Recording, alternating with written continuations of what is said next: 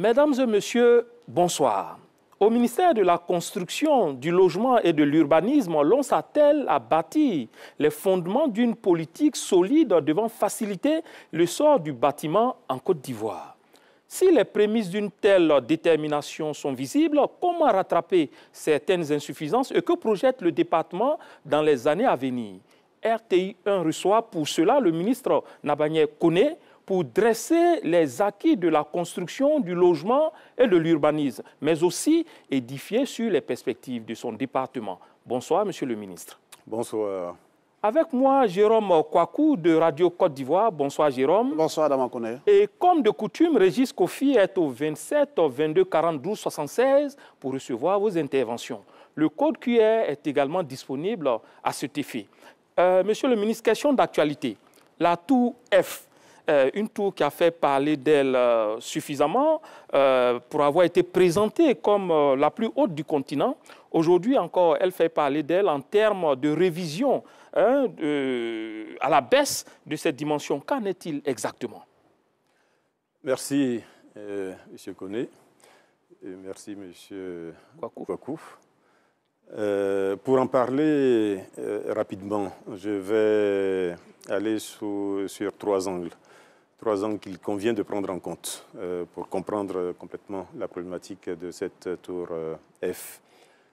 Premièrement, en ce qui nous concerne, la problématique, ce n'est pas du tout la tour la plus haute. Ce n'est pas du tout l'aspect fantastique ou taille de la tour. Ce qui nous importe, c'est l'aspect fonctionnel. Donc, ce que nous regardons aujourd'hui sous le premier angle qui est, j'allais dire, celui du maître d'ouvrage délégué, c'est une tour dont les travaux se déroulent correctement. Le planning est pratiquement tenu et vous voyez, pour ceux qui la voient dans la ville, qu'elle commence à prendre forme. Donc, la tour est en train de se construire. Elle est en train de se construire. Elle est en train de se construire et nous sommes, nous, maîtres d'ouvrage délégués, satisfaits du niveau d'avancement des travaux aujourd'hui. Le deuxième angle sous lequel il faut regarder cette tour, c'est celui du gestionnaire du foncier. Vous savez, dans toutes les capitales au monde, il y a un quartier des affaires. Et généralement, ce quartier des affaires, il y a une pression foncière qui est beaucoup plus importante dans ce quartier que dans d'autres zones de la ville. C'est le cas pour le quartier du Plateau. Nous avons une pression foncière qui est extrêmement importante et il nous faut travailler dans la durée. C'est-à-dire qu'il nous faut voir comment le quartier du Plateau va évoluer dans 10 ans, dans 15 ans. Donc, on a commencé la cité administrative avec des tours de 17 étages, les tours A et B. Ensuite, on est passé à des tours d'une vingtaine d'étages, 20-30 étages. Donc, il est tout à fait normal qu'aujourd'hui, nous soyons dans une dimension qui soit au-delà. Oui, pour tenir compte de cet aspect. Parce qu'il a été annoncé 400 mètres, dont à peu près 74 étages. Je préfère ne pas rentrer dans ces détails. Aujourd'hui, avec la nouvelle dimension, je préfère ne pas rentrer dans ces détails. Combien d'étages, monsieur le ministre? Je préfère ne pas rentrer dans ces détails qui sont, en ce moment même, en discussion entre le partenaire privé et l'État de Côte d'Ivoire. Nous pensons que cette tour, à la fin, devrait sans doute être entre 50 et 70 étages maximum. Bon, donc les discussions sont en train de se faire et quand un accord sera trouvé, on pourra vous dire exactement ce qu'il en est. Donc le deuxième aspect, c'est qu'il faut densifier le quartier du Plateau. Il nous faut, parce que c'est les derniers espaces dans la cité administrative, donc il nous faut occuper utilement et de façon pertinente ces derniers espaces-là. Voilà, de façon à ce que dans 10 ans, dans 15 ans, les fonctionnaires qui seront là puissent être correctement logés, puissent travailler. C'est d'ailleurs le troisième angle sous lequel nous regardons ce projet, en tant que gestionnaire du patrimoine de l'État de Côte d'Ivoire, ayant la mission de loger ceux qui travaillent pour l'État de Côte d'Ivoire. Aujourd'hui, nous avons des besoins qui sont extrêmement importants. Vous voyez des directions régionales partout dans la ville, dans des quartiers éloignés, dans des quartiers d'habitation, dans des villas qui ne sont pas faites pour recevoir des travailleurs. Voilà. C'est des problématiques qu'il faut prendre en compte. Donc, notre souhait aujourd'hui, c'est de mettre toutes ces personnes dans des conditions meilleures de travail.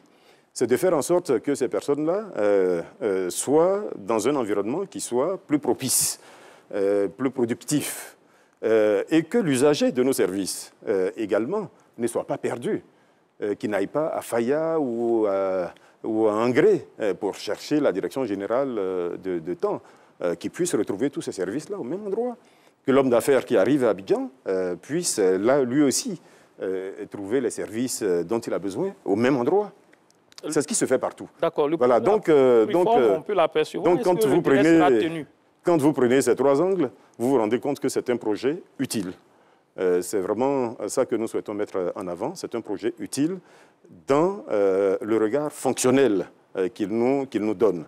Les autres aspects, encore une fois, je dis, ce n'est pas ce qui nous intéresse. Si c'est la plus haute, bon, pourquoi pas, je ne sais même pas quels sont les tours ailleurs, mais nous ne sommes pas en compétition avec d'autres pays. Nous recherchons des solutions pour nos besoins en Côte d'Ivoire. Et les délais seront tenus? Les délais, comme je vous l'ai indiqué, il y a des discussions. Il y a des discussions. L'exécution des... Il y a des discussions qui sont en cours. Nous espérons qu'elles vont aboutir assez rapidement pour permettre donc, que le projet se réalise à la vitesse à laquelle il était prévu de se réaliser. Une question sur la tour, Jérôme. Sinon, petite question de terminologie. On parle de plan d'urbanisme, de schéma d'urbanisme directeur. Quelle est la différence, monsieur le directeur, monsieur le ministre? Bon, sans rentrer dans les détails et pour parler simplement, puisque nous nous adressons aux téléspectateurs, pas à des techniciens, je dirais que le plan directeur d'urbanisme, c'est le tracé que les urbanistes font pour occuper de la façon la plus pertinente un espace.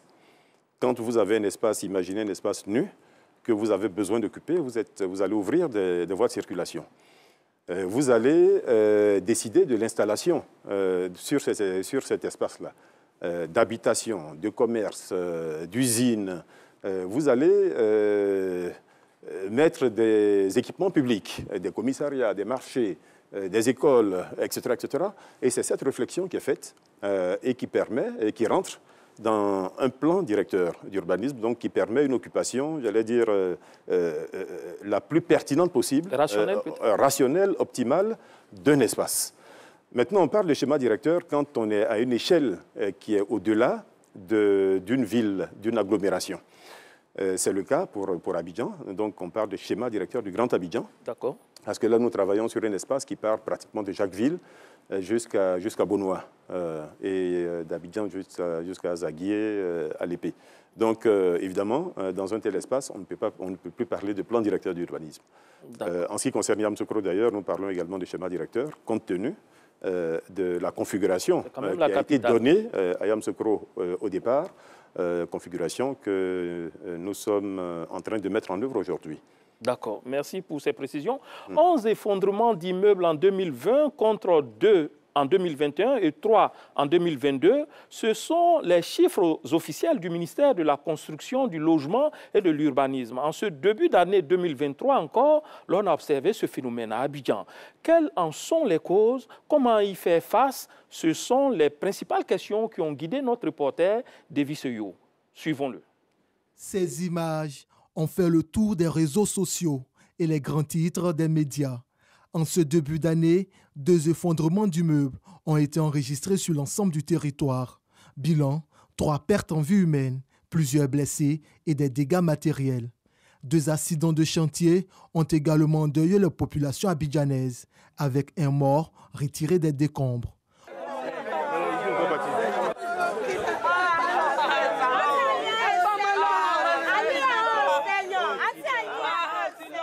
Pour les spécialistes du secteur, ces effondrements se déclinent en plusieurs facteurs: faiblesse des fondations, mauvaise qualité des matériaux de construction, erreur des ouvriers, manque de personnel adéquat et qualifié, construction anarchique, sans oublier le manque de fermeté dans le contrôle de la part du ministère en charge de la construction.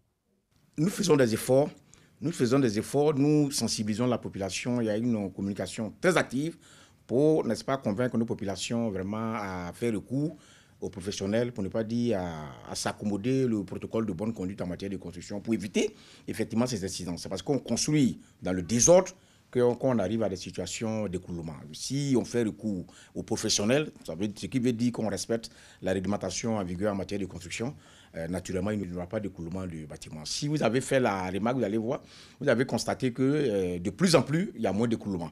Ça veut dire qu'il y a un travail quand même qui est fait et qui, n'est-ce pas, est en train de produire ses effets. Justement, le nombre d'effondrements d'immeubles a régressé. De 11 écoulements de bâtiments en 2020, le phénomène est passé à 2 en 2021, puis à 3 en 2022. Des résultats obtenus grâce aux mesures urgentes du gouvernement. Elles ont permis la mise en place d'une plateforme collaborative de contrôle des constructions. Cette plateforme est un regroupement des agents du ministère en charge de la construction, de l'assainissement, ceux des mairies et des districts. Autre décision prise, l'opérationnalisation du certificat de conformité et la prise de sanctions administratives. Quand un maître d'ouvrage ne fait pas recours aux professionnels qualifiés pour sa construction, en cas d'incident, sa responsabilité pleine et entière est engagée. Mais si le maître d'ouvrage fait recours aux professionnels, en cas d'incident, l'enquête diligentée va situer les responsabilités et le professionnel mis en cause va assumer. C'est très important. Même en termes de contrôle, là aussi il y a des sanctions. Quand nos agents qui sont sur le terrain ne font pas leur travail avec conscience et professionnalisme, quand il y a incident, ils sont sanctionnés, il y en a qui sont relevés de leurs fonctions. Ça aussi, il faut le dire. Voilà. Donc aujourd'hui, les agents sont interpellés, ils sont mis devant leurs responsabilités. Ils doivent faire leur travail avec conscience et professionnalisme. Il ne faut pas aller sur le terrain, voir un chantier qui est illégal et puis laisser les travaux s'exécuter comme si rien n'était. Non. Et à ce niveau, monsieur le ministre a été vraiment très clair, très incisif. Celui qui ne fait pas son travail en cas d'incident, il va répondre. Tu peux être libre de tes fonctions, tu peux même aller en prison. Il y a des peines privatives de liberté pour ça, parce que tu n'as pas fait ton travail correctement. Parce qu'il y a des incidences vraiment sur la qualité de vie de nos populations. Depuis la mise en œuvre des mesures, les contrôles sur le terrain se sont accentués. De 2760 en 2020, les contrôles sont passés à 9867 en 2021 et à 14 190 en 2022. Le nombre de démolitions est également passé de 1 en 2020 à 165 en 2022. Alors, c'est vrai, monsieur le ministre, que les chiffres enregistrent une tendance baissière en termes d'effondrement, mais l'objectif ou le vœu de la population, c'est d'avoir des immeubles quand même qui tiennent debout, qui restent debout. C'est notre vœu. Nous nous battons pour cela tous les jours. Notre ambition, je l'ai déjà dit à plusieurs reprises, c'est bien évidemment zéro effondrement. Mais zéro effondrement, il y a ce que le ministère fait, mais il y a également ce que les populations doivent faire. Et c'est pour cela que nous communiquons autant, que nous sommes régulièrement sur vos plateaux pour alerter les populations, pour les sensibiliser, pour leur dire ce qu'il y a à faire. En réalité, pour être à zéro effondrement, il ne faut pas grand-chose. Il se construit dans la ville d'Abidjan. Vous voyez des immeubles de 20 étages, de 30 étages. La tour F est en train de se construire sans qu'il y ait des risques d'effondrement. Donc, ça veut dire que quand on fait recours à des professionnels, on a l'assurance de ne pas avoir de problème. Et c'est ce que la loi impose. La loi dit qu'il faut absolument associer à tout projet de construction un architecte. Ensuite, il faut associer un ingénieur conseil pour tous les projets complexes. Et nous estimons, en ce qui concerne la Côte d'Ivoire, que quand vous avez, par exemple, une construction avec un sous-sol, c'est un projet complexe. Quand vous êtes au-delà de R+2, c'est un projet complexe. Quand vous avez des constructions d'une certaine taille, c'est un projet complexe. Quand vous avez des constructions pour des bâtiments qui vont recevoir du public, ben, c'est un projet complexe, ainsi de suite. Voilà, donc pour ce type de projet, l'intervention est obligatoire d'un ingénieur conseil. Nous imposons un bureau de contrôle dans ces cas également, prise en charge, bien évidemment, par le maître d'ouvrage. Toute la difficulté est dans la compréhension de ce contrôle-là, qui vient pourtant de la loi. C'est la loi qui fait la différence entre le contrôle administratif qui est exercé par le ministère, qui consiste à nous rendre sur un chantier de construction et à vérifier la légalité de ce chantier-là. Est-ce qu'il détient un permis de construire? Est-ce que les constructions que nous voyons sont conformes au permis de construire? Voilà ce que le ministère doit faire. C'est cela sa mission. Ensuite, la loi elle-même précise les missions de celui qu'on appelle le contrôleur des constructions. Ce contrôleur de construction, c'est un ingénieur Ça peut être un bureau de contrôle, ça peut être un bureau d'études, mais c'est quelqu'un qui est qualifié, premièrement, pour mettre en réalité les plans de l'architecte, pour vérifier les calculs qui ont été faits en amont de la construction, qui est qualifié pour s'assurer que les matériaux de construction qui sont utilisés sont de bonne qualité, qui va vérifier évidemment le dosage de béton, qui va vérifier le fer, le ferraillage, etc., etc. Bon, si cela est fait sur tous les chantiers, il y aura zéro effondrement. C'est ce que nous souhaitons. Voilà pourquoi nous insistons. Déjà pour cette année 2023. Voilà pourquoi. Il y en a deux. Je vais vous surprendre. En 2021, en mars, nous en avions deux. En 2022, en mars, nous en avions trois. C'est-à-dire que les deux de 2021, c'était en février et mars. Les deux de 2023, c'était également en février et mars. Donc, je touche le bois, je croise les doigts. Et j'espère que ceux qu'on a eus cette année sont les derniers pour 2023. Alors, la question, en tout cas, nous continuons de sensibiliser. Pourquoi dans ces 2 mois que ces effondrements interviennent, vous avez certainement essayé de voir? C'est récurrent. Difficile d'y répondre, ça fait 3 années de suite. Bon, oui, que ça se répète, juste une série statistique. À la même période. Nos ingénieurs sont en train de regarder.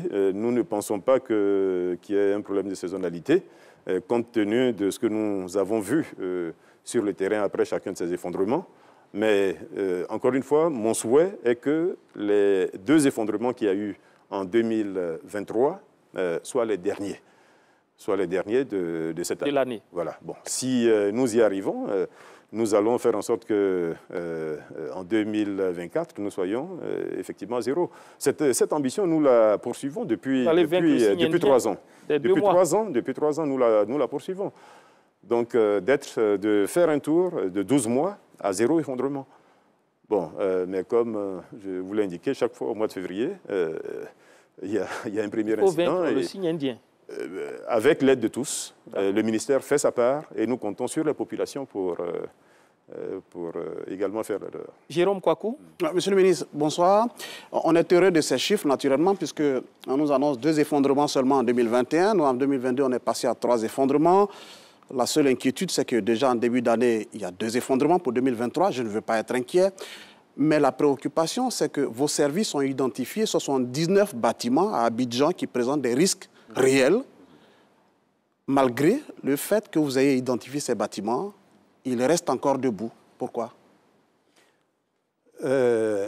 Premièrement, il convient de dire que notre mission à nous, ministère de la Construction, ce n'est pas du tout pour fuir la responsabilité, mais ministère de la Construction, c'est faire le contrôle des constructions en cours.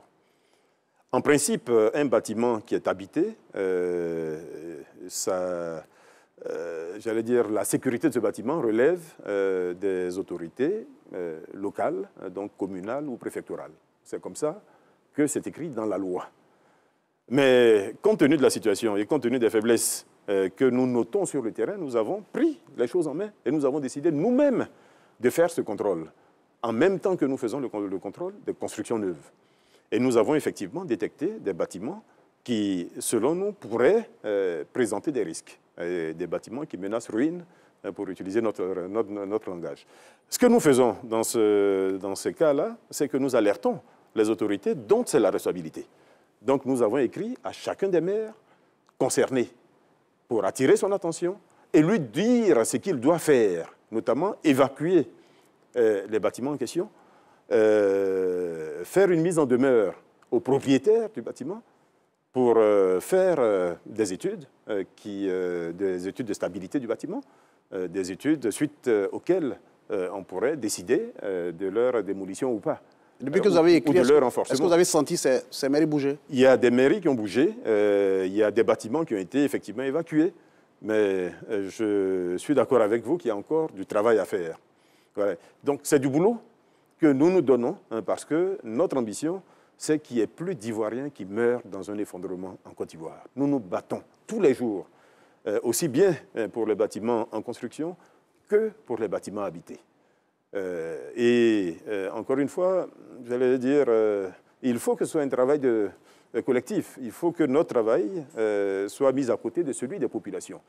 que la conscience des populations soit appelée, que nos populations fassent preuve de civisme, tout simplement, de responsabilité.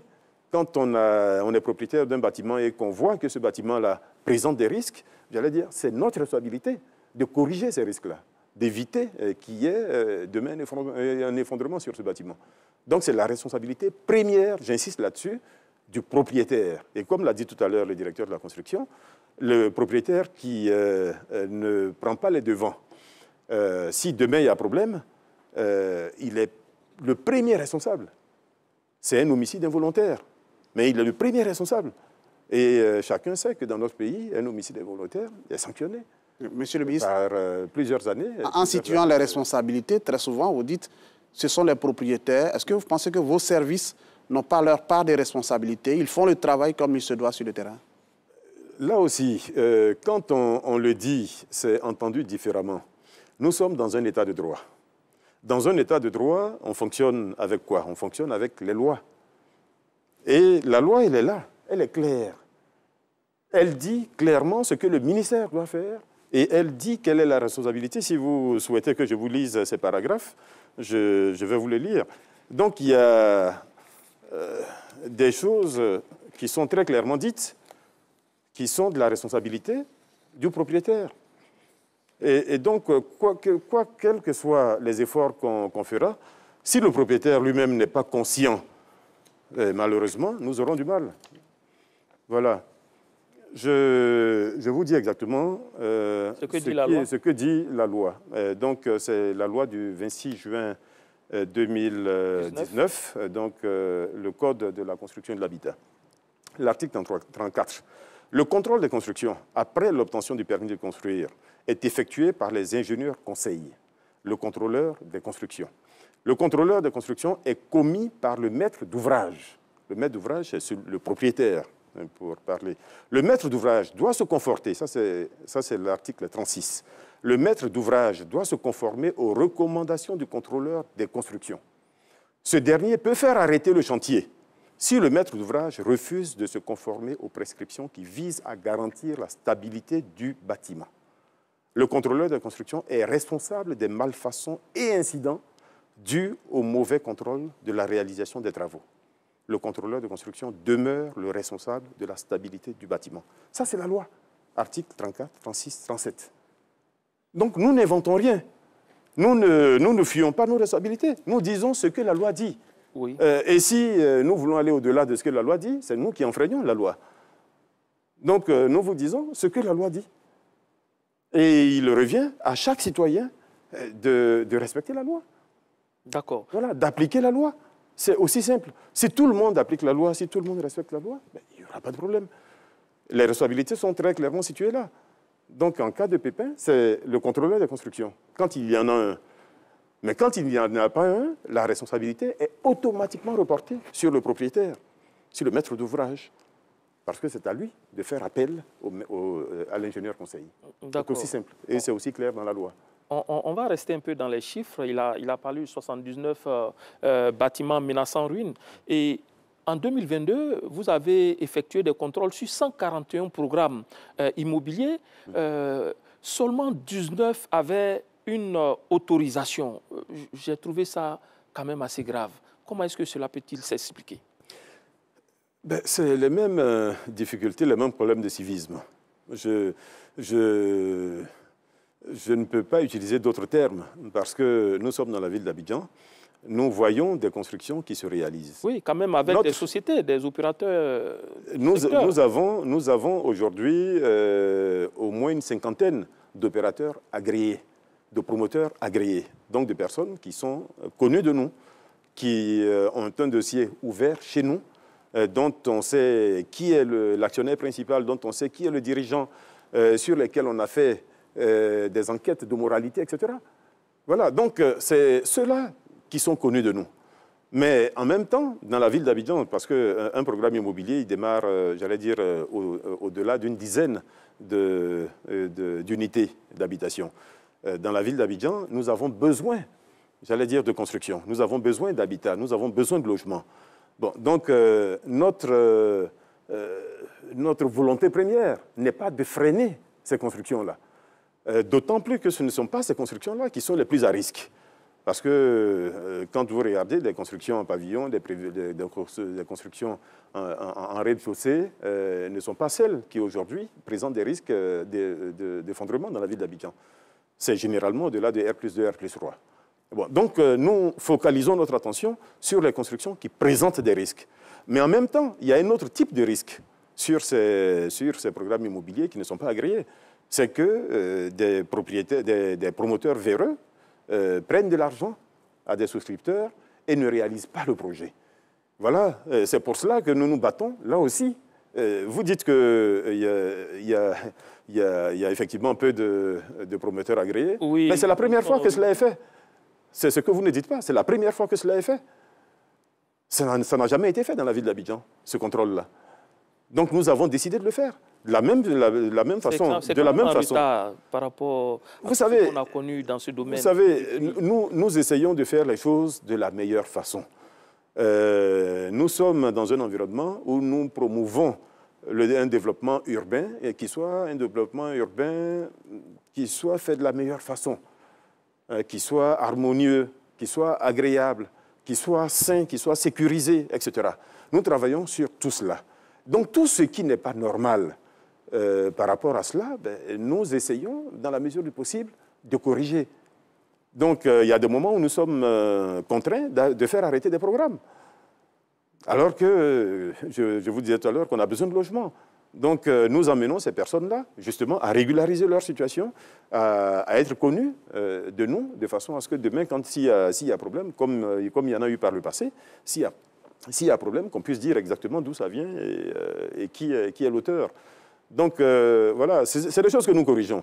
Et c'est justement parce que nous corrigeons et que nous sommes transparents que vous avez tous ces chiffres-là. Oui, il y a d'autres chiffres encore. Vous avez accru, par exemple, vos contrôles de chantier de 2726 en 2020. Vous êtes passé en 2021 à 9867 pour atteindre un pic de 14 190 en 2022. Ça veut dire que vous avez eu plus de moyens? On a eu plus de moyens en 2022, là aussi. Vous avez eu à partir de mai 2022, nous avons eu plus de moyens. Nous avons accru nos effectifs. Nous sommes passés d'une quarantaine de contrôleurs à aujourd'hui pratiquement 200 contrôleurs. D'accord. Nous sommes passés, ça va être, je préfère ne même pas en parler, de quelques véhicules à aujourd'hui une dotation qui est un peu plus correcte. Donc, nous arrivons effectivement à. Et quels sont les chiffres optimums? Parce que quand on regarde, c'est vrai, 14 190 en valeur absolue, en 2022, c'est bon, c'est comparé aux années passées, mais en termes de proportion, ça représente quoi par rapport au nombre de chantiers? Nous pensons que dans la ville d'Abidjan, aujourd'hui, il faut compter un peu entre 25 000 et 30 000 constructions en cours. Quand on dit en cours, c'est dont certaines ont démarré il y a 20 ans. Bon, et d'autres sont encore au stade de la fondation. Donc, ça veut dire que c'est vraiment un éventail qui est très étendu. Et nous essayons, avec les moyens que nous avons, de contrôler toutes les constructions qui se réalisent dans la ville d'Abidjan. Et notre objectif premier, et c'est pour cela que nous insistons sur l'aspect sensibilisation, l'aspect information, c'est déjà d'inviter tous ceux qui construisent à recourir au permis de construire. C'est la première chose, c'est la base. Le permis de construire, il faut savoir que ce n'est pas juste un document. Le permis de construire, c'est un premier regard technique sur le projet que vous allez réaliser. Nous allons y revenir. Bon, on va y revenir. Donc ça permet déjà de donner une première sécurité. Et c'est pour cela que nous insistons pour que tous ceux qui ont la volonté de construire aillent chercher ce document-là. D'accord. Voilà. Monsieur le ministre, je sais par exemple que vos services nous ont indiqué que vous avez une brigade à vous, une brigade de la construction. Vous avez dit que vos moyens ont été renforcés, donc 200 aujourd'hui, 200 agents.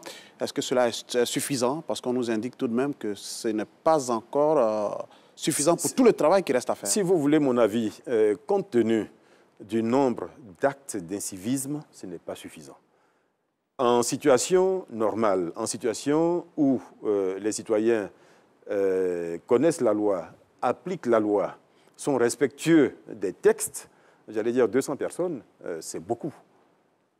Et nous aurions préféré que ces 200 personnes-là soient affectées à d'autres tâches que d'être affectées à des tâches juste de contrôle, et surtout avec des maîtres d'ouvrage qui souvent jouent au chat et à la souris. qui derrière nous se cachent pour poursuivre des travaux, de nuit, le week-end, etc. Donc c'est vraiment un travail qui est extrêmement ardu, mais encore une fois, notre volonté, c'est d'être à zéro effondrement. Notre volonté, c'est de faire en sorte que tous les Ivoiriens soient en sécurité sur l'ensemble du territoire national. Notre volonté est que nous ayons un cadre urbain qui soit assaini, qui soit plus agréable, etc. Donc nous allons continuer notre travail. Il vous faut combien d'hommes aujourd'hui pour être efficace? Encore une fois, la solution n'est pas forcément dans les hommes. La solution peut être également dans le respect de la loi. Vous savez, il y a une phrase qui dit que la loi intervient quand la foi ne suffit pas. Donc ce que nous souhaitons dans un premier temps, c'est déjà la foi. Que tous les citoyens qui construisent appliquent la loi, tout simplement. Si tout le monde applique la loi, peut-être qu'on aura besoin de 0 personne pour faire le contrôle. Et que ces 200 fonctionnaires qui sont aujourd'hui payés par des ressources publiques pourraient être affectés à d'autres tâches. Mais aujourd'hui, nous les utilisons. Donc la solution, ce n'est pas d'avoir 2000 personnes ou 5000 personnes demain. C'est mon point de vue. Battons-nous pour que tous ceux qui construisent soient respectueux des textes, appliquent les textes. C'est la première chose que moi je dirais. Maintenant, si demain la foi continue de ne pas suffire, ben, nous allons sans doute renforcer les moyens de contrôle. Alors, Monsieur le ministre, les téléspectateurs nous suivent à travers le code QR. Il y a quelques interventions qui ont quand même valeur de suggestion. Quand je prends celle de M. Zakaria qui dit pourquoi, par rapport à ce que vous disiez, ne pas exiger le nom du maître d'ouvrage et l'ingénieur conseil agréé avant la délivrance des permis de construire pour les projets complexes. Ben, le maître d'ouvrage, il est connu, puisque c'est lui qui fait la demande du permis. D'accord. Et en principe, à la demande du permis, il est accompagné par un architecte. Voilà. Donc, si le maître d'ouvrage qui a fait la démarche pour venir demander le permis et qui est accompagné par un architecte, j'allais dire, si on poursuit la logique, si ce maître d'ouvrage-là se retrouve avec un projet, entre guillemets, dit complexe dans notre terminologie, mais il ira vers un ingénieur. Nous lui indiquerons, de toutes les façons, dans le permis, il lui sera clairement indiqué qu'il nous faut recourir à un ingénieur. Bon, donc, j'allais dire, ça va de soi. La difficulté qui est une difficulté, j'allais dire, de fonctionnement, c'est que certains ingénieurs conseils, alors que le permis n'est pas encore délivré, commençaient à facturer des prestations. Okay. Bon, donc le maître d'ouvrage pouvait se retrouver en difficulté, alors sur un permis qui n'a pas été délivré, de devoir payer des honoraires à un ingénieur conseil. Bon, donc aujourd'hui, nous nous arrêtons au maître d'ouvrage et à l'ingénieur conseil. Et si le projet est jugé complexe, il lui sera notifié le fait qu'il lui faut recourir à un ingénieur conseil pour la suite des travaux. Et de toutes les façons, je vous indiquais tout à l'heure que notre contrôle, qui est un contrôle administratif, va consister justement à vérifier cela. Quand nous allons aller sur le terrain, en fonction de la nature de la construction, puisqu'il y a une classification qui se fait selon le type d'usage, de la construction et le type de risque. Nous avons une typologie qui est très claire, qui va de A jusqu'à G ou F, je ne sais plus, donc selon les niveaux de risque et le type d'usage qui est fait du bâtiment. Donc en fonction de cela, j'allais dire, nos contrôleurs savent s'il faut la présence d'un ingénieur conseil ou pas. Et cette présence, évidemment, est vérifiée lors de leur passage sur le terrain. Alors, pour terminer voilà. avec donc là, c'est vraiment juste une question de facilité. D'accord. Voilà, pour ne pas non plus compliquer de façon outrancière la vie au maître d'ouvrage. Alors, pour terminer avec ce premier sous-thème, nous allons parler rapidement du contrat de bail à usage d'habitation. Ouais. On sait qu'il y a à peu près 4 ans, le gouvernement a décidé de limiter les avances et cautions à 4 mois, 2 mois de caution, 2 mois d'avance. Aujourd'hui, est-ce que cette disposition est respectée? Combien de plaintes vous avez enregistrées? Nous avions certains jours plus d'une centaine de plaintes, il y a 3-4 ans. Aujourd'hui, nous avons pratiquement 0 plainte. Bon, nous lisons la presse, nous regardons les réseaux, nous voyons qu'il y a quand même de moins en moins de plaintes de ce point de vue-là. Il y a quelques années, beaucoup de gens se plaignaient de devoir payer 10 mois, de devoir payer 8 mois, etc., de caution et de mois d'avance. Aujourd'hui, il y a de moins en moins de personnes qui s'en plaignent. De toutes les façons, le dispositif qui est mis en place est fait pour dissuader ceux qui voudraient tricher. Ce dispositif, c'est quoi? De dire qu'il y a un contrat type. Et ce contrat type reprend toutes les dispositions pertinentes de la loi, qui protègent les deux parties d'ailleurs, le bailleur et le locataire. Donc tous les deux ont intérêt, en réalité, à aller vers ce contrat type. Donc, la signature du contrat type. Ensuite, si la disposition des 2 mois de caution, des 2 mois d'avance n'est pas respectée, tout franc indûment perçu est pénalisé 3 fois. 300%. Autrement dit, voilà, c'est 300% de pénalité sur tout franc indûment perçu. Donc, j'allais dire, quand on est un peu consciencieux, un peu responsable par rapport à sa poche, voilà, on évite de prendre ce type de risque. La difficulté face à laquelle nous sommes souvent, c'est que des gens portent cette accusation, qui est qu'on leur a demandé plus de 2 mois, mais sont incapables de nous donner la preuve. Nous sommes, encore une fois, je le répète, dans un état de droit. Donc nous ne pouvons pas, par rapport à la simple déclaration de quelqu'un, faire des poursuites. Pour vous, ou sanctionner quelqu'un. Mais c'est un document signé ou une preuve, un reçu. Voilà. Si on vous dit 2 mois et que c'est 100 000 francs, donc ça fait 200 000 francs, ça fait 200 000 francs, ça fait 400 000 francs. Si vous avez un reçu de 600 000 francs ou de 700 000 francs, ben, il faut nous l'apporter. Et là, je peux vous assurer que dans la journée même, le bailleur en question sera entendu. Monsieur le ministre, vous pouvez rappeler la plateforme sur laquelle on peut dénoncer c'est le 1378. Le numéro vert. Le numéro vert, c'est un numéro vert, le 1378, qui est ouvert toute la journée, donc sur laquelle, évidemment, ce type d'infraction peut être... D'accord, nous avons un numéro aussi sur ce plateau qui est ouvert à l'attention des téléspectateurs. Et Régis Kofi a enregistré déjà les premières interventions. Régis Kofi. Bonsoir à tous. Nous sommes inondés par les questions relatives aux logements sociaux. Nous allons les poser dans quelques instants. Pour l'heure, en lien avec le thème que vous abordez sur le plateau, nous avons la préoccupation de Mme Cissé qui nous appelle de Cocody-en-Grès. Elle souhaiterait savoir si le cadastre a la capacité de rejeter un dossier pour l'obtention d'un titre foncier, dossier qui lui est déjà passé au ministère de la Construction. Nous avons l'intervention de M. Bamba à San Pedro qui souhaiterait savoir si le ministère n'a pas sa part de responsabilité dans les effondrements d'immeubles. Pourquoi laisser des personnes construire avant de démolir ou de constater des dégâts? Voilà ses préoccupations. Adama Koné, c'est tout pour cette première vague. Merci. Je crois que la deuxième question, celle de San Pedro de M. Bamba, a été déjà répondue par rapport à la responsabilité. On va donc s'intéresser à celle de M. Cissé, Mme Cissé, pardon, qui est à Cocody, qui demande si le cadastre peut rejeter un dossier.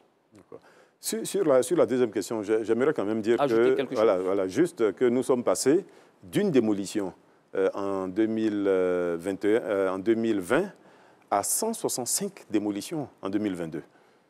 Bon, j'allais dire, nous n'allons pas détruire toute la ville d'Abidjan. Toute la ville n'est pas immobilière. Non, mais justement, donc pour dire qu'on a déjà fait beaucoup.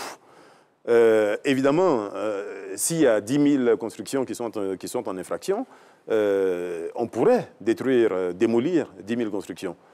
Mais j'allais dire, quel est l'intérêt économique de le faire? Parce qu'au-delà du fait qu'il y a la loi, au-delà du fait que nous souhaitons faire respecter la loi, nous sommes quand même un peu regardants également sur la bonne marche de notre économie, sur la situation sociale de nos concitoyens, parce qu'une démolition, c'est souvent les économies de toute une vie. Donc nous faisons attention, et c'est pour cela que nous le faisons aussi pour l'exemple. Nous le faisons pour faire de la pédagogie, pour que les gens comprennent que s'ils ne construisent pas dans les règles, demain, leur bâtiment peut être démoli. Même pris au hasard, il peut être démoli. Voilà, donc ça répond à la deuxième question. Pour ce qui concerne la première, il convient peut-être de juste dire quel est le circuit.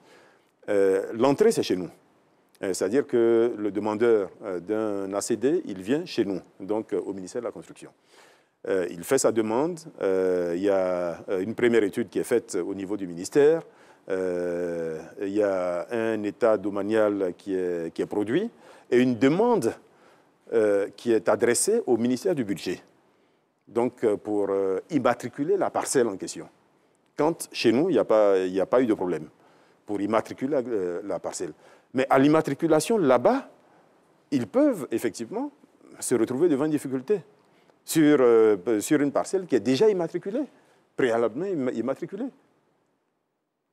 Ça peut arriver tout simplement parce que nous sommes passés par plusieurs phases au niveau de la délivrance des titres de propriété. Et par le passé, il y a eu un moment où des lettres d'attribution étaient faites par différentes personnes et des attributions pouvaient se faire directement par le cadastre ou par la conservation foncière. C'est arrivé. Oui, bon, donc, si on se retrouve devant un tel cas avec une double immatriculation là-bas, il se peut effectivement qu'il décide de ne pas donner une suite favorable. Voilà. Donc, c'est une fois le cadastre a fait ce qui s'appelle le bornage contradictoire, avec la visite sur le terrain, etc., que la parcelle est immatriculée, que le dossier revient chez nous, donc au ministère de la Construction, pour la rédaction et la signature de l'ACD. D'accord. Voilà. Bon, donc, et après cela, ça repart encore là-bas. Bon, il faut bien que j'indique toutes ces étapes. Oui. Ça repart encore donc, à la conservation foncière pour la publication, les droits d'enregistrement, le paiement, etc., etc. Et c'est seulement après tout cela que le titre est remis au demandeur chez nous. Vous voyez, donc il y a deux allers-retours qui se font entre nous et c'est des choses que nous sommes en train de corriger. Bon, je suppose que nous allons parler des aspects perspectives et des aspects... Absolument, et cela nous permet donc... modernisation, donc c'est des choses sur lesquelles nous travaillons. Pour la deuxième partie de cette émission, le ministère de la Construction, du Logement et de l'Urbanisme s'est lancé dans une démarche de sécurisation des titres fonciers basée sur la digitalisation des procédures. Comment cela se manifeste-t-il et quelles sont les retombées obtenues? Davis Oyo est allé au contact de la réalité. En Côte d'Ivoire, 80% de la population est en location simple. Seulement 20% est propriétaire. Les rapports entre usagers et vendeurs de terrain ou de maisons ne sont pas toujours au beau-fixe. Les populations aspirant à être propriétaires d'une bâtisse rencontrent de nombreuses difficultés dans l'acquisition d'un terrain. Pour avoir une maison aujourd'hui, il faut dire que c'est très compliqué. Parce que tu peux donner ton argent, la personne te fait croire que le terrain est à lui. Et lorsque tu arrives, il te présente les papiers, mais après on considère que c'est des faux. Souvent tu vas au ministère de la Construction et on te dit que ce n'est pas reconnu. Il y a plusieurs personnes. Si un seul terrain peut avoir 10 personnes, 5 personnes. Pour l'achat aussi du terrain, pour que le terrain soit réellement à ta possession, il y a beaucoup de papiers à faire. Donc pour quelqu'un déjà qui a une somme seulement pour acheter le terrain et après qui doit aller faire les papiers, le coût du papier tellement c'est long, donc beaucoup n'arrivent pas à posséder même leur propre terrain. Donc ça devient autre chose. À ces sources de litige s'ajoute le chevauchement des lotissements et la lourdeur administrative. Pour mettre fin au conflit foncier en zone urbaine, le gouvernement, par l'entremise du ministère de la Construction, du Logement et de l'Urbanisme, a mis sur pied le système intégré de gestion du foncier urbain, SICFU. Bâti sur 3200 m², au cœur de la cité administrative du Plateau, il est dirigé depuis son ouverture en avril 2021 par Nassiri Umbo, directeur de la modernisation, de l'informatique, de la simplification et de la sécurisation. Les objectifs du SICFU, pour revenir à votre question, donc 3 ordres. D'abord, accélérer la délivrance des actes. Ensuite, sécuriser le foncier, sécuriser les actes qui sont issus de ce système. Et en troisième position, améliorer l'environnement des affaires en améliorant l'accès au logement. Et l'accès à l'acquisition des parcelles. L'usager pourra désormais, à travers les dispositifs que nous mettons en place, pourra aller chercher un financement, aller s'adresser à son banquier pour acheter une parcelle, pour avoir accès au marché hypothécaire. Cette plateforme permettra aux usagers de vérifier point par point les informations liées au terrain avant l'achat. Nous mettons en place cette plateforme pour permettre à la personne, avant de conclure une quelconque transaction, de vérifier ces informations en ligne sur notre plateforme, de s'assurer d'abord que le terrain qu'il paye n'est pas dans une zone litigieuse, que c'est dans un lotissement approuvé, que la personne qui prétend être le propriétaire est bel et bien le propriétaire, etc. etc. Donc vraiment de s'assurer que les informations sont à sa disposition. Ça, c'est la première chose. Ça, c'est au niveau information. Nous mettons en plus cette transaction pour pouvoir faire, cette plateforme pour pouvoir réaliser des transactions aussi. Nous pourrons permettre aux usagers de demander des actes à travers notre plateforme. Okay. Aujourd'hui, ça peut être un état foncier, mais plus tard, on peut imaginer que l'ACD pourra se demander en ligne. Dans les bureaux du SICFU, la concentration est démise. Les agents et techniciens travaillent avec dextérité sur les bases de données de l'habitat. Dorénavant, les lots qui sont issus des lotissements, dès le départ, seront identifiés et auront un identifiant unique. Cet identifiant unique va nous permettre de suivre la vie de la parcelle, de suivre toutes les transactions qui sont liées à la parcelle et de garantir ce lien unique entre la parcelle et l'acte et s'assurer qu'une parcelle, un acte, c'est un principe sacro-saint dans notre domaine que nous allons mettre en œuvre cette fois-ci, mais d'une manière digitalisée, afin d'éviter toute manipulation ou traitement inadéquat. Opérationnel pour l'heure à 75%, le SICFU attend réduire de 90% le délai de délivrance des actes, accroître par 10 les capacités de production de la chaîne foncière, à 60 000 les arrêtés de concession définitive et à 100 000 en septembre 2023, année de sa mise en œuvre totale. Alors, Jérôme, vous avez une question sur la procédure d'obtention de l'ACD, mais avant, je voudrais simplement savoir, avec la forte pression que l'on observe, est-ce qu'il y a encore des terrains urbains à Abidjan? Ah si, il y a encore des terrains urbains, heureusement. Non, il y a des terrains.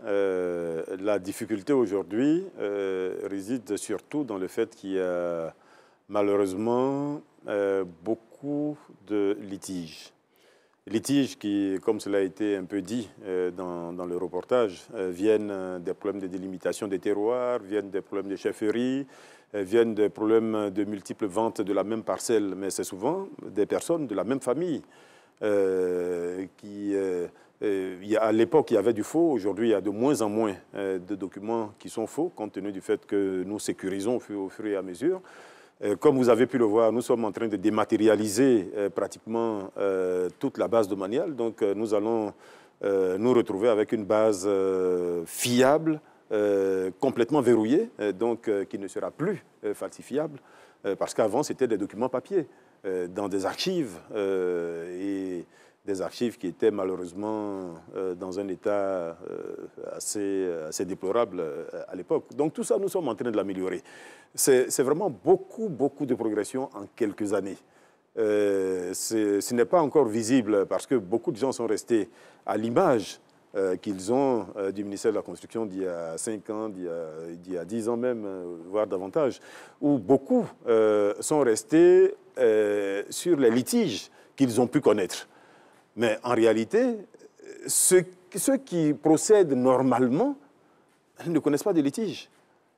Si vous achetez une parcelle qui est dans un lotissement approuvé, que vous avez pris soin de demander auparavant un état foncier ou un état domanial de la parcelle en question, ça veut dire que vous savez précisément l'information connue à cette date ou à ce moment-là par le ministère sur la parcelle.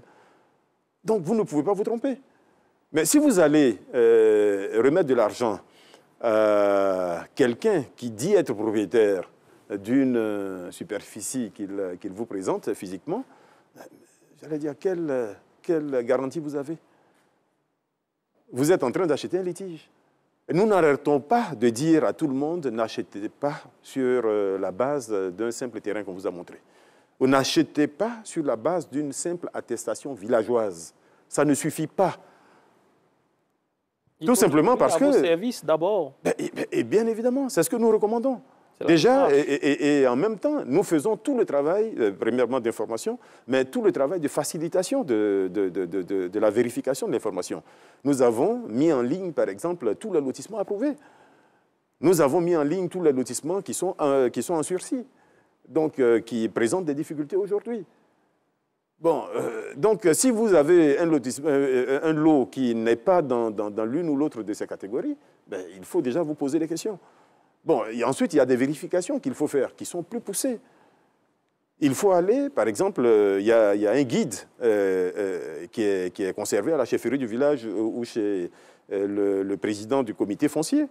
Donc, il y a un guide dans lequel sont inscrits tous ceux qui ont droit à des parcelles dans un lotissement donné. C'est vérifiable. Maintenant, cela dit, nous sommes sur ces questions en train d'évoluer. Vous avez vu ce que le SICFUI est en train de faire, mais nous avons, par exemple, une évolution qui, je pense, va faciliter beaucoup la vie à tout le monde. C'est ce que nous appelons le titrement massif.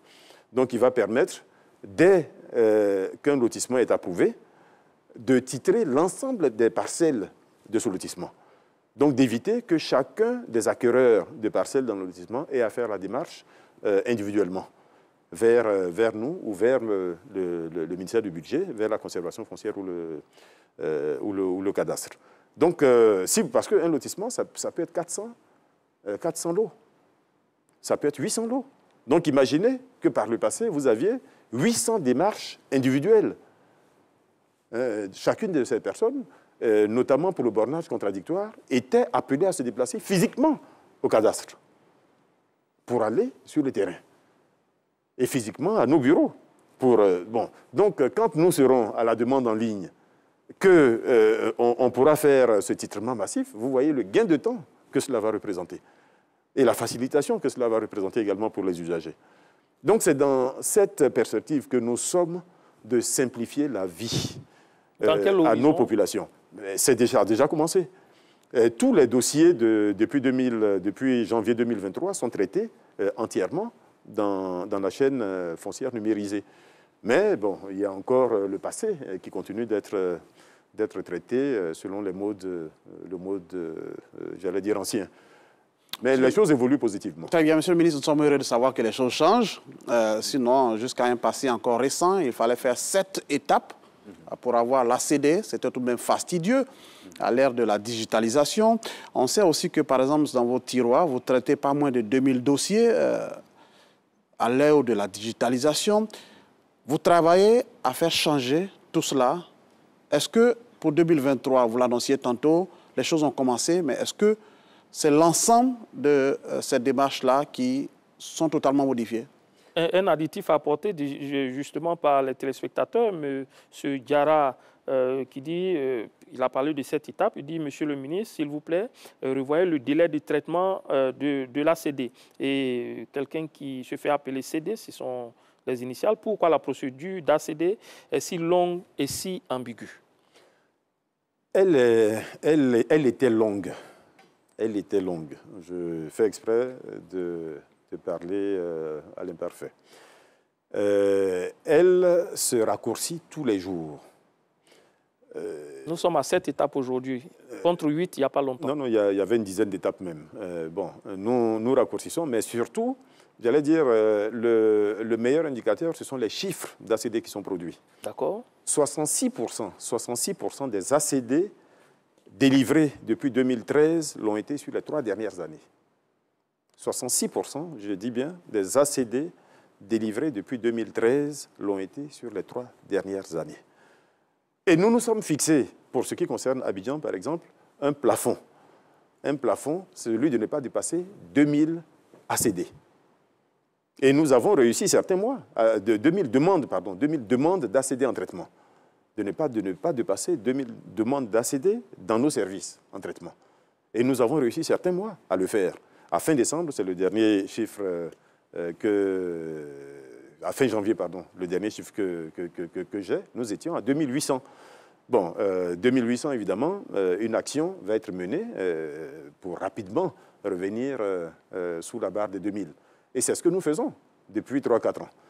Donc aujourd'hui, nous faisons en sorte d'accélérer la production. Et je le répète, 66% des ACD produits depuis 2013 l'ont été sur les 3 dernières années. Il n'y a pas meilleur indicateur que celui-là de la performance qui est en train d'être mise en œuvre ici. Bon, et cela va continuer. Cela va continuer. On va accélérer la production, mais surtout on va sécuriser en même temps qu'on accélère. Parce que c'est deux choses qui paraissent incompatibles, mais nous arrivons à faire les deux en même temps. En même temps que nous accélérons, nous travaillons à l'aspect sécurisation et à l'aspect simplification. Vous voyez, donc c'est vraiment les 3 choses, j'allais dire, qui déterminent aujourd'hui complètement notre action en ce qui concerne les ACD. Monsieur le Simplification, ministre, sécurisation et accélération. En 2021, il y a eu 11 000 ACD délivrés. En 2022, nous étions à 12 200 ACD. Avec les nouvelles mesures que vous annoncez, on pourrait passer à combien désormais? Aujourd'hui, avec la digitalisation, le problème, c'est qu'avec l'ancienne formule, il y avait beaucoup de travail manuel. Donc, malgré tous nos efforts, il est difficile de dépasser un certain niveau. Je dois préciser qu'en 2020, nous avons délivré 17 000 ACD. Tout à fait. 17 019. Voilà, 17 019 ACD, mais 2020, c'était une année de rattrapage. Qu'est-ce qu'il y a plus que pic? C'était une année de rattrapage parce que fin 2019, nous avons fait le point et nous nous sommes rendus compte qu'il y avait pratiquement 20 000 ACD, 20 000 demandes. 20 000 demandes qui traînaient dans le ministère, d'où d'ailleurs l'appellation de notre projet tiroir vide, parce que c'est de là que c'est parti. C'est de là que c'est parti. On a dit il faut sortir tout ce qu'il y a dans les tiroirs et on va se donner le moyen Et on était à près de 20 000 demandes qui étaient en attente un peu partout. Donc on a fait tout ce qu'il fallait pour que le maximum de titres soit délivré en 2020. Et c'est comme ça que nous avons atteint ce pic de 17 000. Mais je dois dire que physiquement, tout le monde s'y est mis. Et physiquement, c'est difficile d'aller très au-delà de ces 17 000. Les nouveaux chiffres? Ce sera très difficile d'aller au-delà de ces 17 000. Mais par contre, dans le SICFU, nous avons une capacité de traitement de 100 000 ACD par an. De 100 000 ACD par an. Donc, c'est une capacité que nous... Bon, cela dit, nous n'avons pas aujourd'hui 100 000 demandes.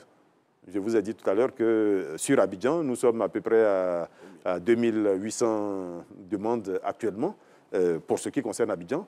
Et pour l'intérieur du pays, nous devons avoir peut-être 20 000, 30 000 demandes.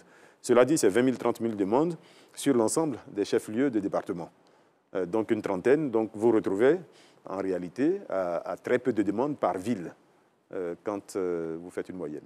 Aujourd'hui, quel est, pour celui qui demande l'ACD, puisque vous dites que les choses changent, pour celui qui demande l'ACD aujourd'hui, quelle est la démarche à faire? Ce sont plus les 7 étapes. Qu'est-ce qu'on fait concrètement? Aujourd'hui, comme je vous l'ai dit, nous sommes encore dans la phase de transition. Mais beaucoup de choses, en réalité, ne sont pas vues ou ne seront plus vues par le demandeur. Le demandeur, il fera la demande comme par le passé au guichet unique du permis de construire. Du guichet unique du foncier, pardon. Guichet unique du foncier. Ensuite, la première étape chez nous, je pense qu'elle va demeurer, ce sera de vérifier la situation domaniale de cette parcelle-là. C'est-à-dire, qu'est-ce qu'elle a été, est-ce qu'il y a déjà eu des transactions sur cette parcelle, à quel moment elle est entrée dans le domaine privé de l'État, parce qu'en réalité, ces ACD, c'est des parcelles du domaine privé de l'État qui sont cédées à des personnes physiques ou morales. Bon, donc, une fois que ce contrôle est fait, le transfert va se faire à la conservation foncière et au cadastre. C'est là-bas qu'il y aura un très fort raccourcissement des délais, puisqu'il n'y aura plus l'étape du bornage contradictoire. Si nous sommes dans le système de titrement massif, nous aurons automatiquement tous les titres de la parcelle, du lotissement en question. Donc le demandeur, en réalité, une fois qu'il aura passé l'étape du contrôle domanial, on pourra tout de suite lui dire que sa parcelle est immatriculée et qu'il peut aller payer les frais de publication et d'enregistrement. Donc ça fera quoi? 2 étapes. Une fois ces frais payés, il restera donc l'établissement et la remise de l'ACD au demandeur. Donc le délai va être très fortement raccourci. Mais tout simplement parce que derrière, nous aurons des documents de travail sûrs et des documents et un mode, une procédure qui fait très peu appel à l'intervention humaine. Donc, j'allais dire, ça réduit très fortement le risque. Ça met combien de temps tout ça? Nous serons capables, j'allais dire, entre 1 mois et 3 mois, de délivrer un ACD. Et même quand je dis 1 mois, c'est-à-dire, dans certains cas, on pourrait même mettre plus court que cela. Mais je suis prudent, je préfère dire entre 1 et 3 mois, nous serons tout à fait en mesure de délivrer un ACD. Cela dit, aujourd'hui, moi, je signe encore des ACD dont les demandes ont été faites il y a 10 ans, il y a 12 ans, etc. Bon, donc, pour dire qu'on vient de très loin, la situation a fortement changé et il est important que les Ivoiriens le sachent. Ceux qui viennent aujourd'hui à nos bureaux voient le changement. Je dois d'ailleurs dire que beaucoup de gens passent par des intermédiaires. Mais ça aussi, c'est l'une des difficultés que nous gérons. Parce que nous avons, par exemple, de 2013 à maintenant, plus de 50 000 rejets. Donc ces rejets, logiquement, sont notifiés aux demandeurs. Mais nous notons dans nos bureaux qu'il y a encore plus de la moitié de ces rejets qui n'ont jamais été retirés. Donc ça veut dire que le demandeur continue sans doute de penser que son dossier est en traitement chez nous, alors qu'il a déjà été rejeté. Mais ce qui se passe, c'est qu'il a sans doute confié ce dossier à un intermédiaire qui profite de la situation et qui ne va pas dire à celui qui l'a envoyé que le dossier a été rejeté, parce qu'il profite de la situation. Donc, ceux qui sont en doute, nous leur demandons de nous appeler. Il y a une plateforme qui est dématérialisée, sur laquelle ils peuvent écrire pour demander la situation de leur dossier, ou ils peuvent se déplacer éventuellement au guichet unique du foncier pour savoir la situation de leur dossier.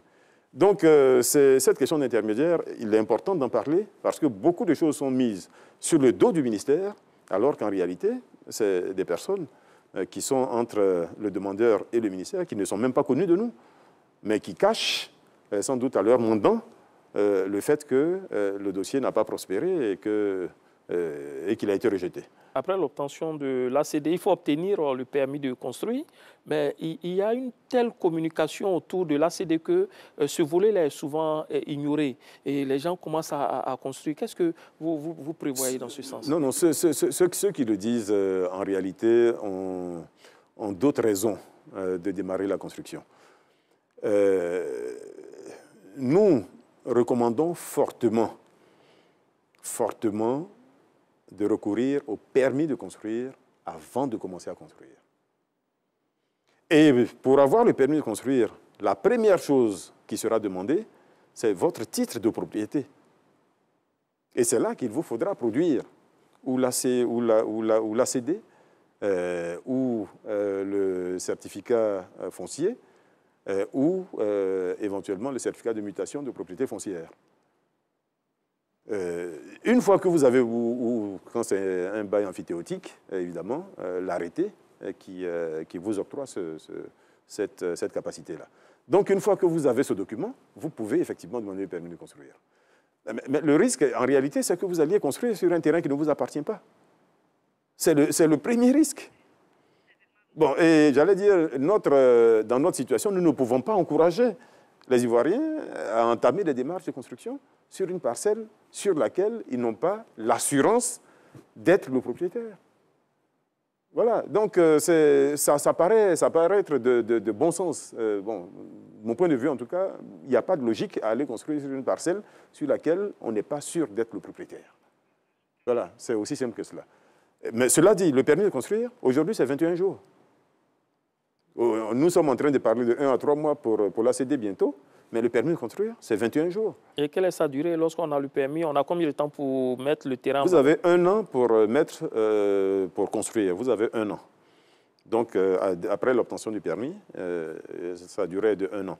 Maintenant, quand vous avez entamé des travaux qui ont été arrêtés plus de 2 ans, vous devez vous devez redemander un permis. Et tout simplement parce que, entre-temps, les règles peuvent avoir changé, les dispositions, etc. Donc, j'allais dire, tout cela, encore une fois, ce n'est pas pour gêner les usagers, ce n'est pas pour gêner les Ivoiriens.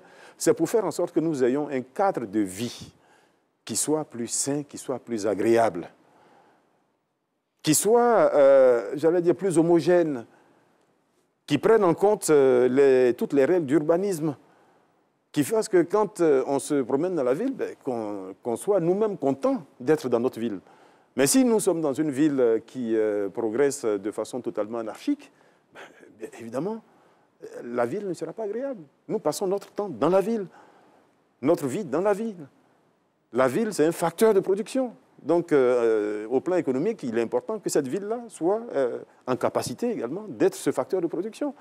Donc, il faut créer les conditions. Et c'est les règles d'urbanisme qui permettent de créer ces conditions-là. Justement, pour sécuriser les terrains urbains, il a été répertorié dans le Grand Abidjan 189 villages. 189 villages, il n'y a eu seulement que 45 qui ont été délimités. C'est peu. Bon, j'aime bien la façon dont les questions sont formulées. Tout simplement parce que il y a 2 ans, beaucoup ne savaient même pas combien de villages il y avait dans le Grand Abidjan. Donc, il a bien fallu que nous mettions là aussi sur la table cette difficulté. Parce que nous avons vu le nombre de litiges qui venaient justement des problèmes de délimitation des terroirs villageois. Il y a les problèmes de chefferie, j'en ai parlé tout à l'heure, mais le problème de délimitation était un réel problème. Et donc, c'est seulement il y a 2 ans que nous avons là aussi mis sur la table la nécessité de faire ce projet-là pour le Grand Abidjan, de délimiter entièrement les terroirs villageois pour qu'on sache exactement le terroir sur lequel tel chef a la capacité de signer.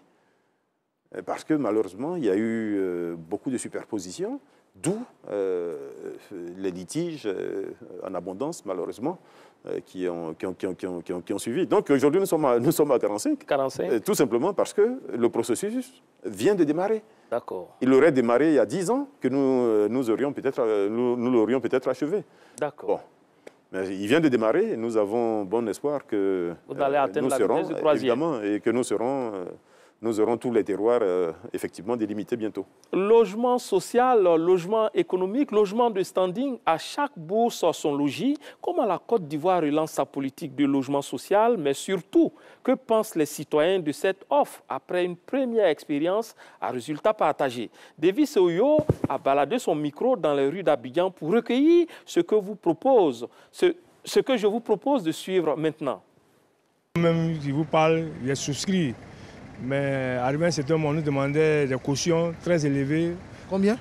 Plus de 20 millions, hein. C'était compliqué puisque nous, on n'a pas de grands revenus. Les banques aussi ne peuvent pas nous aider, donc vraiment, nous sommes obligés de laisser tomber.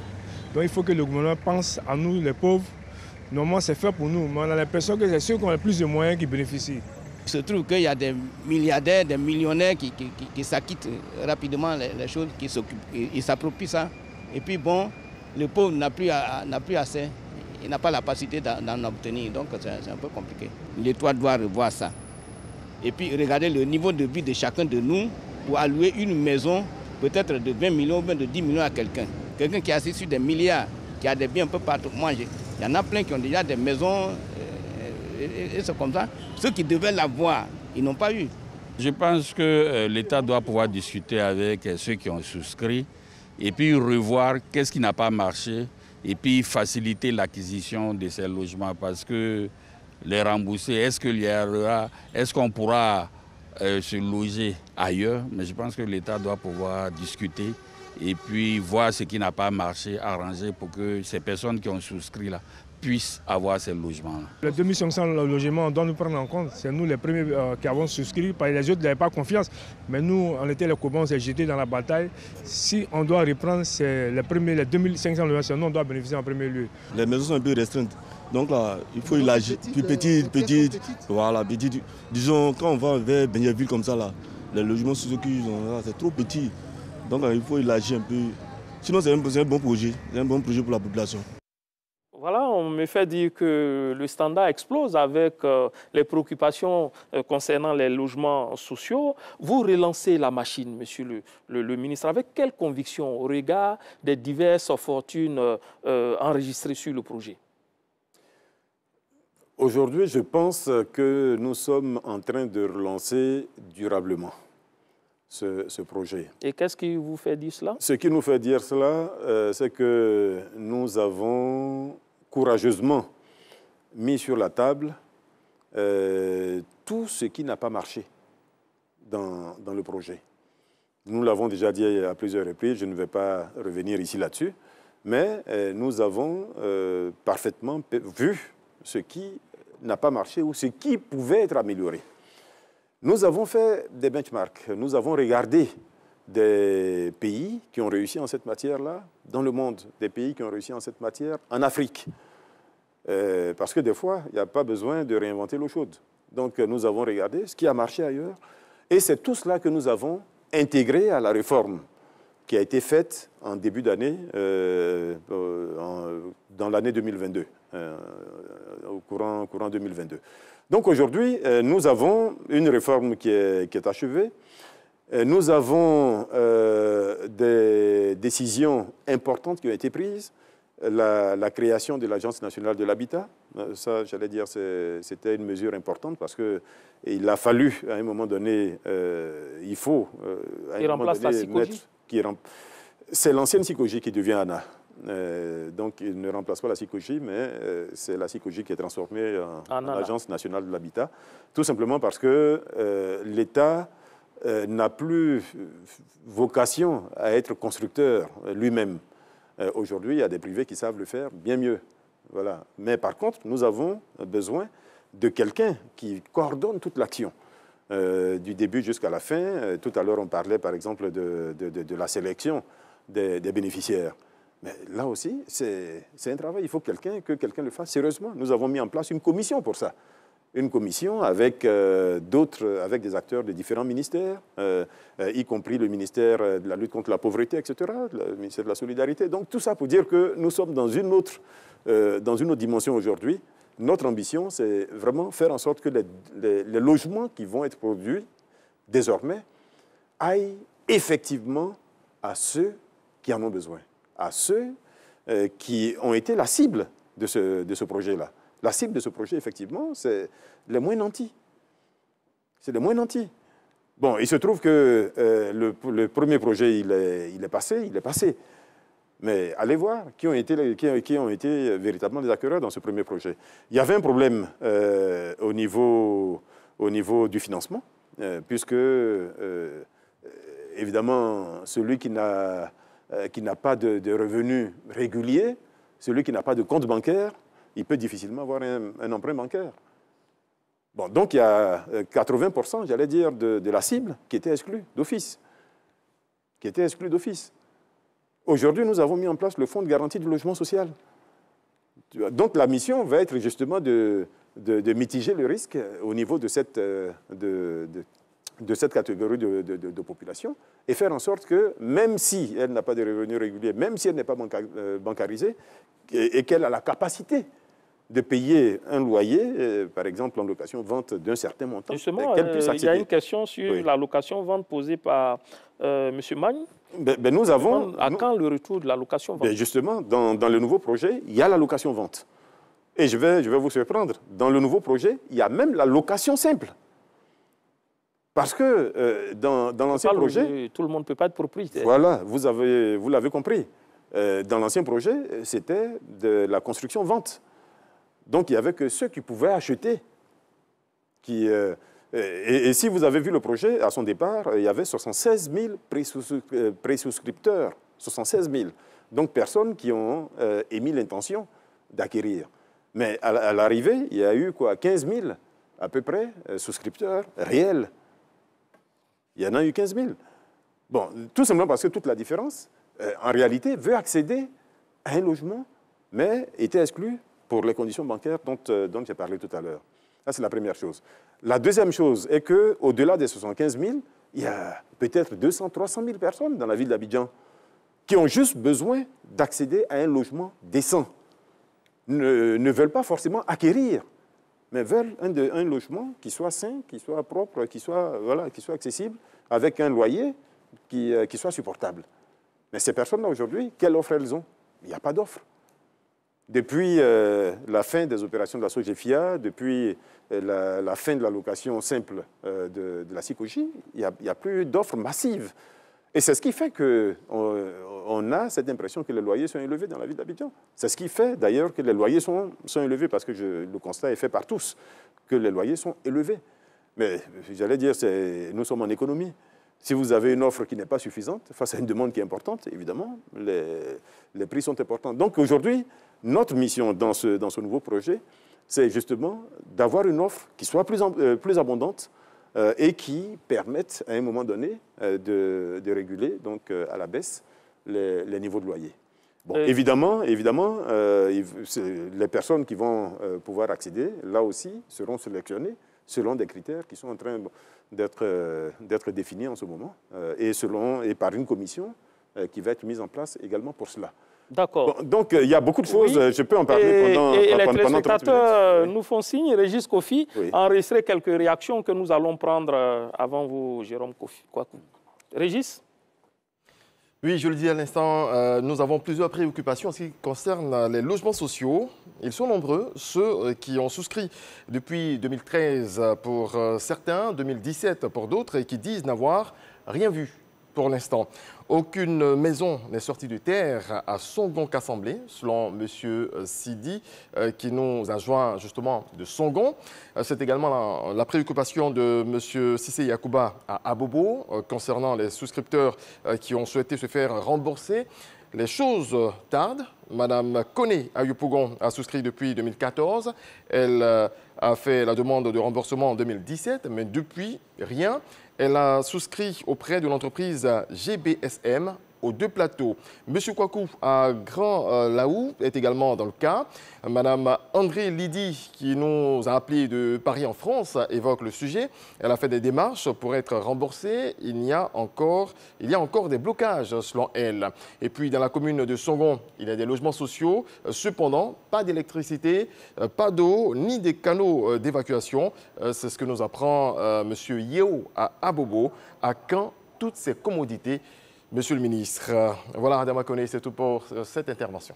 Merci à vous, Régis Kofi. Monsieur le ministre, préoccupation de la plupart de ces interventions, c'est le fait d'avoir souscrit à des opérations et de n'avoir rien vu pousser. Bon, comment se font-ils rembourser? Il y a eu plusieurs préoccupations dans ce qui a été dit. Oui. La première chose, dire qu'on n'a rien vu est faux. Aujourd'hui, nous sommes à 30 000 logements à la date d'aujourd'hui. 30 000 logements, nous pouvons vous donner la liste de ces logements, donc site par site, dans la ville d'Abidjan, à la date d'aujourd'hui. Donc, j'allais dire, il faut aller à Songon. Quand on dit qu'il n'y a pas de logement à Songon, je suis très surpris.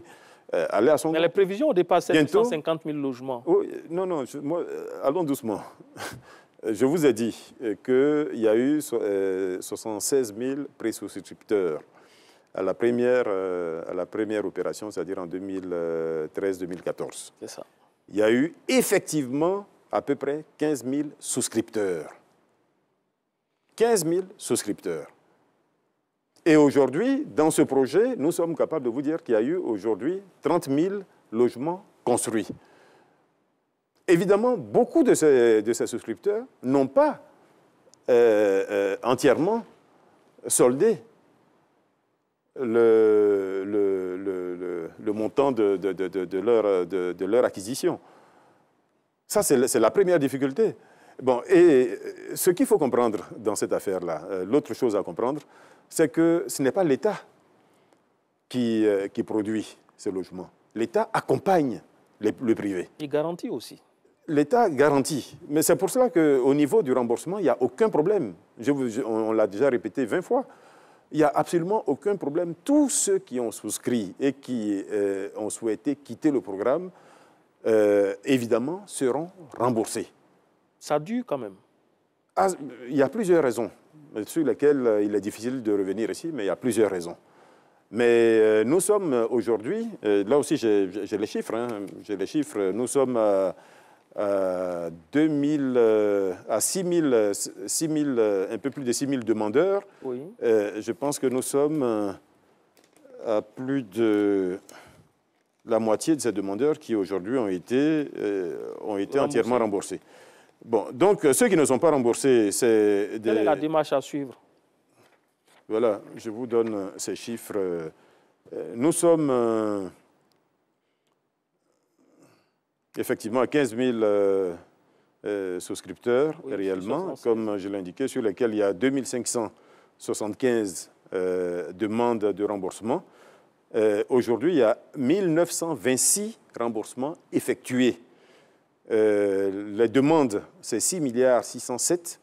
Le remboursement effectué à la date d'aujourd'hui, c'est 4,9 milliards. D'accord. Voilà. Donc aujourd'hui, nous avons 143 remboursements qui sont en instance chez nous. C'est-à-dire que le chèque a été reçu de la banque du promoteur et souvent, c'est juste des problèmes de communication avec la personne pour qu'elle vienne. Donc là, il y a 143 personnes. Ça représente 366 millions. Et la différence, donc 506 personnes, 1,298 milliard. C'est d'autres raisons, généralement liées au promoteur lui-même ou à la banque du promoteur. Bon, donc, c'est quelque chose qui se suit. C'est quelque chose qui me paraît, j'allais dire, simple. Vous avez souscrit, vous n'avez pas eu ce pourquoi vous avez souscrit, mais bien évidemment, vous serez remboursé. Même si nous, on continue de dire, mais vous avez tort de sortir du projet, parce que le projet est en train de repartir, et bien évidemment, les premiers ou les personnes prioritaires dans ce nouveau projet, ça va être ceux qui n'ont pas obtenu leur maison dans l'ancien projet. Et comme je vous l'ai indiqué, c'est un projet qui est accompagné par l'État, mais c'est des promoteurs privés. L'une des difficultés que nous avons eues à Songon en particulier, et quelqu'un l'a relevé tout à l'heure, c'est que Songon, pendant plusieurs années, le courant n'y était pas, l'eau n'y était pas, l'assainissement n'avait pas été fait. Donc comment vous pouviez continuer à produire des logements alors que, j'allais dire, ces choses basiques n'étaient pas faites? Nous sommes arrivés, nous avons mis l'accent d'abord sur ça. Il fallait faire en sorte que ces maisons, les premières maisons qui étaient construites, soient habitables. Aujourd'hui, elles le sont. Bientôt, je remercie d'ailleurs d'avance monsieur le Premier ministre qui a accepté de présider cette cérémonie, nous allons remettre 5000 clés. Nous allons faire une cérémonie justement sur le site de Songon avec des promoteurs d'un peu partout. Nous allons remettre 5000 clés à des acquéreurs de logements. Donc, pour dire que la situation a évolué. Bon, beaucoup de gens sont restés évidemment à l'image ancienne. Mais aujourd'hui, Songon, il y a l'électricité, il y a l'eau, et l'assainissement est en train d'être achevé. Bon, donc, j'allais dire, la situation a évolué. Il y a quelques années, la cité Ado, que tout le monde voit à Yopougon. Mais est-ce que vous savez que cette belle cité n'avait pas d'électricité, n'avait pas d'eau, n'avait pas d'assainissement? Vous voyez, donc c'est des choses qui ont été corrigées aujourd'hui. C'est des choses qui ont été corrigées. Rapidement, on n'a que 3 C'est des choses qui ont été corrigées. C'est tout cela qui nous met en confiance pour la suite, puisque ces choses ont été corrigées. Nous faisons en sorte que pour le futur, nous ne nous retrouvions pas dans cette situation, dans la même situation. C'est pour cela que vous nous avez vu à Aoué, par exemple. Aoué, c'est le nouveau site de logements sociaux, 300 hectares. Mais à Aoué, nous avons inversé les choses. Nous réalisons tous les VRD avant même que le promoteur ne commence. Comme cela a été fait au Remblai. Voilà, comme cela doit se faire normalement. Il fallait répéter l'opération. Monsieur le ministre, vous semblez rassuré. Vos prédécesseurs aussi, hein, quand on lançait l'opération en 2013-2014, avaient cette assurance, cette même assurance. Aujourd'hui, on est là à tirer les... Je n'étais pas là, je ne les ai pas vus parler. Très bien. Mais moi, je vous dis quelle est la situation aujourd'hui. Très bien. Et je peux vous assurer qu'aujourd'hui... Le nouveau programme que vous lancez, monsieur le ministre, c'est 25 000 logements, dont 20 000 à Abidjan et 5 000 à l'intérieur du pays. Et vous le dites bien que 50% seront en location-vente, 30% en achat direct et 20% en location simple. On attend de voir les critères pour voir comment tout cela va fonctionner. Mais vous dites en même temps, vous cherchez 500 milliards pour pouvoir réaliser cet important projet. Les Ivoiriens doivent encore attendre? C'est important de le dire. J'ai dit tout à l'heure que ces programmes de logements sociaux sont réalisés par le secteur privé. C'est le choix qu'a fait le gouvernement, qui a décidé de ne pas construire lui-même les logements. Mais nous avons perçu que le financement était une réelle difficulté. Avec les instructions que nous avons reçues du chef de l'État et du Premier ministre, nous avons travaillé pour faciliter l'aspect financement. Faciliter l'aspect financement, c'est-à-dire rechercher des financements qui soient concessionnels. Des financements qui puissent permettre à celui qui veut, par exemple, souscrire en location simple, en location-vente sur 15 ans, sur 20 ans, de pouvoir le faire. Le système bancaire ou le financement classique ne le permettait pas. Donc, il a fallu que l'État lui-même monte au créneau. Et les demandes, c'est des requêtes de financement de l'État de Côte d'Ivoire qui ont été adressées à un certain nombre de bailleurs à travers le monde. Certains ont déjà répondu positivement. Certains sont venus sur place pour parachever la discussion. Donc, ce sont des choses qui sont en train d'avancer. Ces financements vont être mis à la disposition du secteur bancaire, en particulier de la BHCI, donc, qui est l'outil de financement du logement de l'État de Côte d'Ivoire, donc ces sommes permettront de financer à la fois les acquéreurs et les promoteurs. Donc, j'allais dire, nous rentrons aujourd'hui dans un cercle, de mon point de vue, vertueux, qui a corrigé justement toutes les imperfections du projet ancien et qui permet aujourd'hui à ceux qui veulent souscrire, à mon avis, dans quelques mois, dans quelques années, de devenir effectivement propriétaire. Mais j'insiste encore sur l'aspect location simple, qui n'est pas négligeable, parce que vous voyez la ville d'Abidjan, vous voyez le nombre de bidonvilles, vous voyez le nombre d'habitants insalubres. Et notre mission en tant qu'État, c'est également de corriger tout cela. Et pour corriger tout cela, il faut avoir une offre de logement abordable pour cette catégorie de la population. Et évidemment, dans la configuration actuelle, l'État de Côte d'Ivoire a décidé d'accompagner également cette catégorie de population. D'accord. Nous sommes des efforts sont faits au terme de cette émission. Oui. Un petit mot sur l'adressage. Vous avez identifié pratiquement Abidjan Sud, Treichville, Makori, Koumassi, Port-Boué. Pourquoi ce choix? Et puis, en termes de conclusion, comment vous entrevoyez la Côte d'Ivoire bâtie en 1 minute? Bon, vous avez pu voir que 1 heure et demie n'ont pas suffi pour parler de tout ce qui a été fait dans nos matières sur les dernières années. Beaucoup de choses se réalisent tous les jours, sur tous les plans. Et tout cela converge vers la même chose. Cette chose, c'est quoi? C'est faire en sorte que notre cadre urbain soit, j'allais dire, à la hauteur de ce que l'État de Côte d'Ivoire lui-même est en train de devenir. Nous avons une économie qui, aujourd'hui, a beaucoup progressé. Nous avons un pays dont tout le monde voit qu'il est en bonne santé financière, qu'il est en bonne santé économique. Il faut que cela se reflète dans le cadre urbain, que cela se voit dans l'habitat. Parce que c'est, j'allais dire, la première chose que chacun de nous habite, la première chose que chacun de nous voit ou dont il profite avant le reste. Si vous profitez des routes, des ponts, etc., et que vous ne profitez pas d'une maison, d'un cadre de vie décent chez vous, il y a problème. C'est pour cela que nous mettons l'accent sur cela, pour mettre le cadre de vie, le cadre urbain, en cohérence avec tout ce qui est en train de se faire. Et je pense que l'adressage Et justement, l'une des choses qui manquait là aussi, l'une des choses qui manquait, vous allez dire là aussi que ça a pris du retard, mais ça a démarré l'an dernier. Et nous sommes sur un mode d'adressage qui est inédit, parce que jusqu'à présent, l'adressage, les seuls projets d'adressage qui ont été faits en Côte d'Ivoire, c'était des adressages des voies de circulation. Nous allons jusqu'au lot d'occupation dans toute la ville d'Abidjan. Et aujourd'hui, toute la première zone est entièrement achevée, c'est-à-dire Port-Boué, Koumassi, Marcory, Trècheville. Ça, c'est la zone 1 qui est entièrement achevée. La zone 2, Plateau, Adjamé et Atekoubé-Est également entièrement achevée. Et nous sommes aujourd'hui à Cocody et Bingerville, zone 3. Cocody à peu près à 80%, Bingerville à 20%. Okay. Et après, il y aura Bobo, il y aura Yopougon. Bon, donc c'est un projet pour lequel nous attendons juste aujourd'hui le OK du gouvernement pour dénommer, pour publier, parce que c'est déjà fait, pour publier la liste de toutes les voies nommées dans toutes les zones que je viens de citer. Les Ivoiriens peuvent avoir beaucoup d'espoir pour terminer rapidement. Sur la première zone, aujourd'hui, on a terminé.